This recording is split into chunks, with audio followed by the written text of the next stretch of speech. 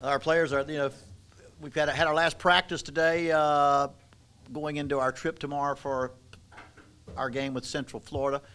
Our players are excited about the opportunity. We're going down there to win a football game. We do realize we're underdogs, that they have a fine football team coming off their last year's 10-4 season. They have an all-star quarterback, huge offensive line with 4 starters returning. Strong running backs that are big, and a defense that's very fast. They played for their conference championship last year, and they beat one of our own, Ball State, in the bowl game. So we have a formidable task ahead of us, but we're excited to go down there. We've got a great plan. The players have worked very hard. The coaches have put all the time in they can put in, and so we'll go down there and see what happens. We have relatively few injured people. We come in very healthy for this game. We had some early, we've had some long-term injuries in the past. I mean, that's some that we expected to be gone, but that's not recent. And so we've had plenty of time to work with the people that are being prepared for this game. How are they different from when you saw them last year? I would guess they evolved maybe a little bit over the course. Well, their quarterback was the first start. They weren't sure what they knew. They had a good one. They weren't sure. So they started out the season very, I think, conservative on offense. Now, they just overpowered us. And then we turned the ball over 4 times, and they had 4 touchdowns from within the 25-yard line going in, 2 in the last, a minute of the first half, where we fumbled twice on a punt return and a run the clock out play. But I think they brought him along slowly. By the end of the season, they had multiple formations and passing and throwing. They are very, very multiple on offense. Defensively, they're very well coached, but I would say they are not a reckless defense. They play fundamental football. They will blitz you, but they basically have a philosophy of not getting beat deep. Don't let you get behind them, and make you drive the ball down the field. So they're going to play. George O'Leary's been coaching a long time, and he's going to do it the way he always does it, I think, with a few variations and wrinkles. But he's a defense, hard-nosed, physical. That's his philosophy. How do you think you match up this year as opposed to last? Well, we're going to be closer. I mean, without a doubt, I think we've made strides in depth for our football team, especially in the offensive and defensive lines, where we're able to go out there with 2 deep at most every position on each side of the ball, with guys that are capable of playing and guys that have played before, especially on defense, where we were so thin last year, and then by midseason we lost Capone and we lost Presley, and it was just anybody that we could put out there. So right now we added, the 2 defensive ends, Cappy and James, to go there with Presley and Horner, and then the 2 defensive tackles, Conte Hollis and Moses McCray, to go with Cody and Nico Capone. Gives you some depth there that we didn't have. So hopefully, and some size. Hopefully that'll allow us to stand up against a team that we couldn't handle up front last year. When you got, obviously, James has been here for a year. You get Cappy. Mm-hmm. Did you have any inkling that you get to a point where you have essentially 4 starting defensive ends? Well, you have to on defense. You have to have 4 defensive ends, and 3 at the very least. But because the defense, if you're going to run full speed to the quarterback, turn and chase the ball, defensive linemen have to run to the ball wherever it goes. Offensive linemen kind of block 5 yards and waller back to the huddle, or waller back to the line of scrimmage a little bit. But in a sense, so defensively, you can't play with the speed that I know our defensive coaches want our team to play without being able to sub. Whether it be 6 and 3 plays, 6 plays in and 3 plays, or whatever, you'd like to be able to do that. And most defenses that run pretty well, especially in today's game of up-tempo offenses that don't huddle up and throw the ball a lot, and defenses have to sub. So that's most important. You can go an entire game with 5 linemen offensively.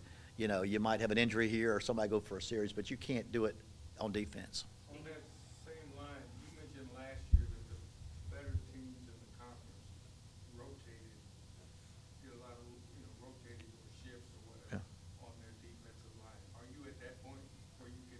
Well, I think I think the better teams, and I don't know if I meant in the I can't say which one, but generally speaking, good defenses have to rotate front 7 people, especially the front 4. We're at the point where we can do that. Yes. Yeah, we're at the point where we can do that. We believe that our our first and seconds. You know, whether I mean Horner and Presley are listed. I think Horner and Cappy are listed as our starting defensive ends, I believe, or Horner and Presley. It's Cappy and James, from what I see of you. Is that right? Well, I'll say this: it changes. So I watch practice every day, and those four are interchangeable. So I think it's just a matter of who gets to have their name on the starting list and who they turn in lately. Because I go out and watch practice every day, and they're all playing ones and twos. So yeah, that's an example of what we have to, and that'll be that's what we'll see against Central Florida. You mentioned the defensive line. May I ask about the offensive Mm-hmm. line, how they meshed so far? Well, and again, that's important. How do they mesh? Because we've got some new faces up there on the right side. The left side, center, left guard, left tackle, same people as all game. You know, Schweitzer, Brumbaugh, and Jared Pugsley. On the right side, we lost. Of course, we lost Bice right next to. Give me the name. Come on. Straight, Mitch Straight. I haven't mentioned Mitch Straight. So we lost Bice and Mitch Straight, and they were such a good teammates together. And now we've added Henry Urilis, who was transferred from Florida State, and Zanell, who transferred in from Pittsburgh. And so those are 320, 330-pound players, but they had to mesh together. But they're beginning to do that. And they're doing that very well. But it gives us and the good thing about these guys now all five of them have played against very good teams.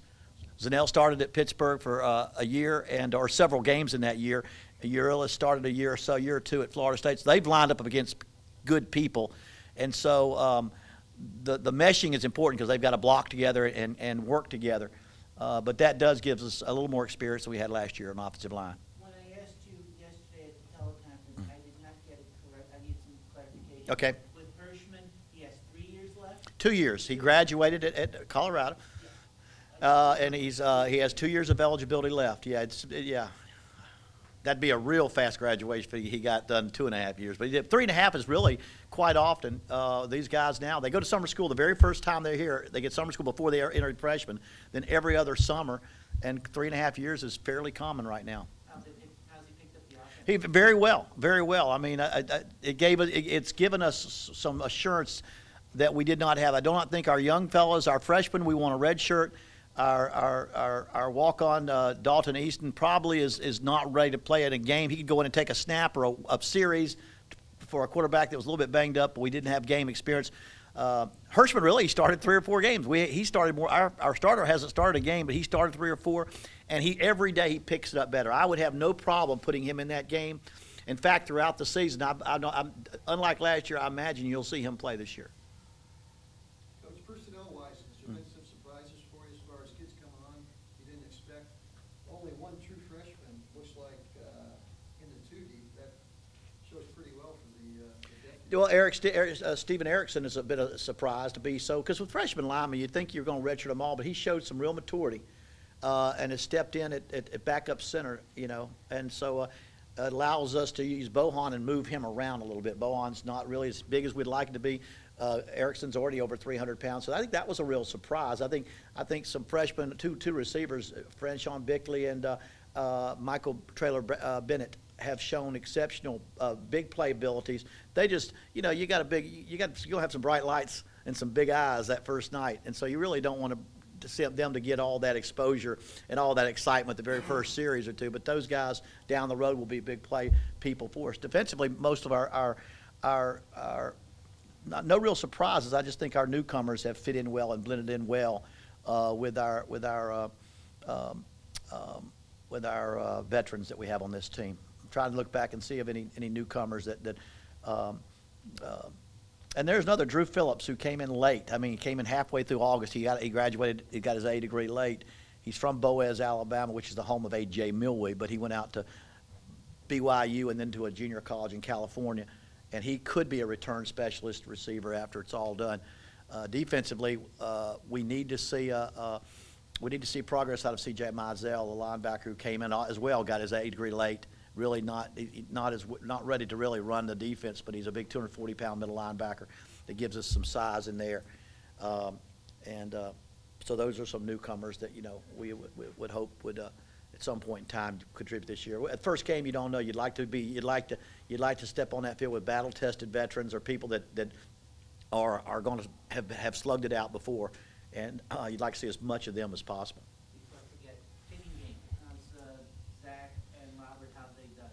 You know, they are capable. They've just got to show it. They're capable, but they've got to show it.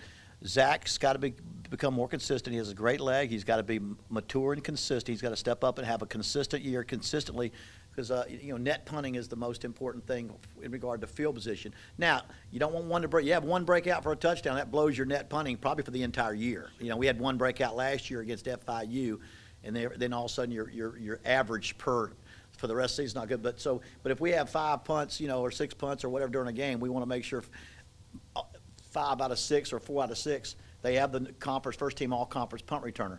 So that's critical. But Zach Paul, it's important that he get the ball off and get it off on time, and he has great potential and great ability. But last year we opened up the season with a redshirt freshman kicker and a redshirt freshman punter, and they had never played, and it showed. Now I think Robert Stein did a great job. He went 7 for 12. When you see teams in our conference who field goal 30 times, obviously we went for it a lot trying to keep up with people. But they need to be consistent. We don't. I've always said, you don't necessarily have to win the kicking game every week, but you better not lose it. If they have it, we better tie it. We better have no blocks, no big returns, and it better be a non-consequence at the very least. It'd be a non-consequence where you do your best, the other team does their best, and it's a non-consequence. If we can win it by blocking a punt or returning a kick or a kickoff or a thing, that would give us the advantage. Now, where we did not have anyone last year, I felt, was kick return. Nobody stood out. We had one of the very poor.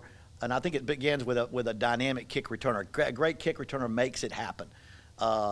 And we're going to have some people back there. Our fastest player, Malachi Freeman, has asked to be on that, and so we were very proud of that. And then Dante Williams, our cornerback, junior college transfer, came. He's going to be the 2 back there. We'll try to see how they do, but we're going to put 2 freshmen behind them, Franchon and Michael Bennett behind them as we get into the season, into the games. That's who we'd like to see what they can do. And number 19, Drew Phillips. Is this the year you expect to win a few close ones? I mean, I know last year was the year I expected to win a few close ones. Actually, when you came in, you right. said you had this process where you lose big, right. lose close. I think it seems like you skipped that first. The Blues big. Well, last year it lasted. It was definitely one game last year. The first one we got pounded pretty good, but we turned the ball over a lot. No. And first of all, it's not my process. To me, it's a process that programs when you're rebuilding them go through. And I didn't make it up. My dad said it for years. That's kind of where it always has been. Where if you lose big, lose close, win close. It allows you to build in some patience and keep your kids focused and believing in themselves. And I expected to win some close games last year. It didn't happen. And so obviously I expect us to make that happen this year. Somewhere in that season we got close games. Now 6 of our first 7 teams are bowl teams. And the only one that's not a bowl team of our 7 was, I think it's James Madison. Every other team from our non-conference, the 3 non-conference to our first 3 conference games were bowl teams. And so we've got to, so it's almost like, yes, we expect to be a bowl team right off the bat because we got to beat bowl teams. So we've got to go from being 1-11 to a bowl-bound team, or you got to win some of those anyway, I took a look at all the East Division teams Mm-hmm. yesterday for a story, and it seems to me like the MAC East is wide open this year. Do you get that impression? I think the MAC. That's kind of I think more so than the. I mean, until somebody knocks Northern Illinois off with the quarterback they've got coming back, their side is I agree they've got to. I think Kent won the East last year. They've got a great program and you always got to make the favorite. I guess kind of the favorite, but I think it's wide open. I believe it is. I think that's proven to be that way in the past and. Everybody, most everybody in the East that we played last year, we had pretty tough ball games with, and we've got to go out there, and that's the first thing you do. You're right when you stay focused. Right now, I've got only one game on my mind, and we'll try to stay one game at a time. But the goal of our program has got to be let's try to win the East. Anything else, let's try to win the East because that would put you in the championship game, and then the East, and we know the teams in the East that are out there and. Is that right? I haven't looked at yeah. Yeah. Everybody else, I mean, BG? if you look at quarterback as being a barometer of where teams are, and that's to your point, it's pretty wide open. Yeah, and that's that we. I'm glad to hear that. I haven't studied the entire division yet, as far as taking each game one at a time in our first 3 games. But you know, although we're not returning a starter either, so it's we're one of those that they would consider has a it's a wide open, because like everybody else, we've lost our quarterback. A guy like Zanello has just been here for a couple of weeks, Mhm. just cleared a couple of weeks. Would he play in this game? Or? Oh, I think he'll start in this game. Yeah. Oh, Yeah, really? yeah, he's got a lot of maturity and understands what he's doing. Yeah, he didn't. Okay. Yeah. Is he the right guard? Right tackle. Right tackle? Yeah, I would think Zanell would have a good chance to be the starter. I'm not released. I don't think it's any No, secret well, stuff. I didn't. I mean, he's been around for a little bit. Watch, he wasn't Yeah, eligible to he was practice, around. but he's around and Oh, I know he was and standing right next to me. yeah. He's big. Yeah, he's a big fella, and I was glad that the NCAA was giving him a 6 year, because he's had a lot of injury, and he junior college, so he's really not had the opportunity in college to have a chance to play much. I know he started. I know he started 1 game at Pitt because I saw it on video, but I don't know how many because of his injuries that he had. But no, he gives us a really chance to, to bring Quazon along a little bit slower like he needs to be. He should have redshirted last year. Now he can back him up, and it gives us Cedric Brittenham, who we brought in from junior college, needs a little more time, and so he really has picked it up well. He's a very sharp guy, and he understands football. So he's had some good coaching. You have a number of players that either transferred or did this graduate school. Right. I mean, has that been pretty seamless? Yeah, I mean, People in with, we have 5 or 6, and I think the 5 of them are off on the offensive and defensive line. 5 or 6 of them are on the offensive line, which we needed the most, and so it's been very good. You got to remember, all 4 of the guys on defense were with Coach Stroud. 2 of them at Colorado State, and the other 2 at Florida State, and Coach Amata had the ones at Florida State. So they know what they're coming to. They know the system. They know what they're dealing with. Now they've got to blend in with the players. Offensive line, we have a boy named Joe McNamara as well from Wisconsin. He's backing up. He's about 330 from Wisconsin. He's backing up. He's got 2 years of eligibility left, and he's backing up left guard Brumbaugh right now, and gives us some good size and experience there. We signed 3 freshman linemen, and the good thing is, besides Erickson, we're going to be able to redshirt the other ones, as well as Kevin Mills and Casimos and some of those guys that still need time to develop. The fact, UCF mostly returns guys that were on offense last season. So I mean, I guess you would anticipate they're going to do the same thing. Well, like I said, they were. Again, Chuck Amata's in charge of that game plan, and we talk about it a good bit 2 nights before the game. I just say they became much more multiple toward the end of the season as their quarterback developed. 25 touchdown passes, 7 interceptions. He hasn't thrown an interception. He's got the school record right now, 178 snaps maybe, and since mid-October, he hadn't thrown an interception. That comes out of their game notes that I read yesterday for my radio show. Unfortunately, I read it. But he's really he's a great, outstanding quarterback. He's on all the Johnny Unitas watch list and all those quarterback watch lists, and about 6'4", 5', 225, and defense will have to really challenge, because he can also scramble and move and run when he needs to. You said it was a battle on the number 3 running back slot. Does that come out? Was that still up in the air? No, I think DJ Jones right now has moved ahead. DJ from Ravenna right here locally has moved ahead. He's got he kind of has a shiftiness about it. He's got, if you watched him in the spring, he has a way of slipping tackles, and so Hakeem Lawrence has great speed, but whoever makes it happen, you need to go out there who makes the most happen. And right now, DJ Jones is right there. Now I happen to think you'll go through tailbacks through the season, and they've all got to get in there. I know last year against Central Florida, as I watched the film, I saw Quentin Hines, I saw Hakeem Lawrence, I saw Connor, and I saw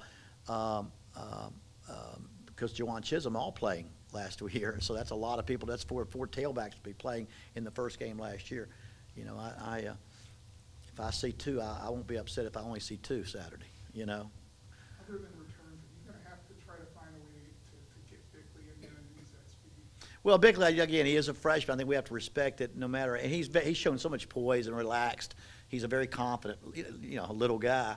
And he won a state championship in basketball, track, and football as a high school student.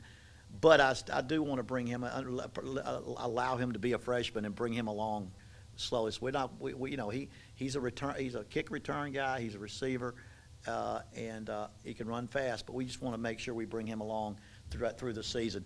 You know, you don't go out there and get him a situation that he's not quite comfortable with yet. But he's excitable. You know, he excites me. But you know, Question is he gonna let you bring him along? slow. Well, no. Well. Yeah. You know, I know he has pushed. He's done as well as he can be to go up there and get reps. For him to be where he is now, you know, he's forced the issue because he goes out there and makes plays in practice. You know, and just like Michael Bennett. He made deep ball catch after deep ball catch, and eventually you have to say, well, he's getting himself ready, you know. But we have some experienced people ahead of both of them, and in a game like this, you know, I don't want to see us go out there and turn the ball over, make mistakes, and take us out of a ball game that we don't need to lose the turnover battle to a team that doesn't turn the ball over very much. Did nerves play a factor last year in this game?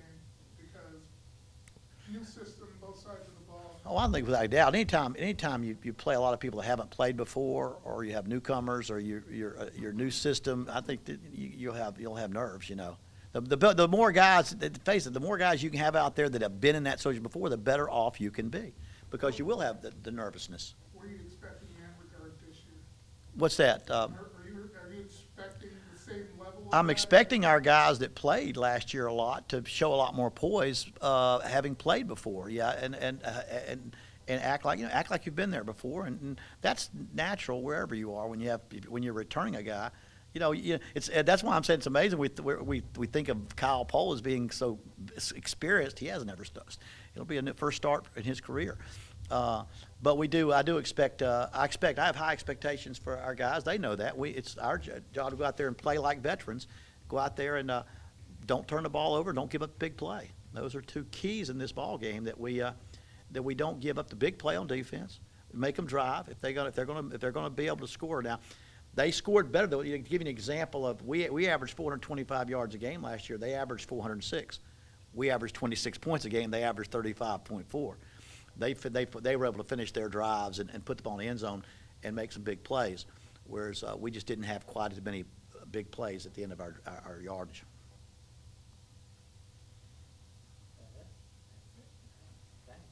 All righty. Thank y'all.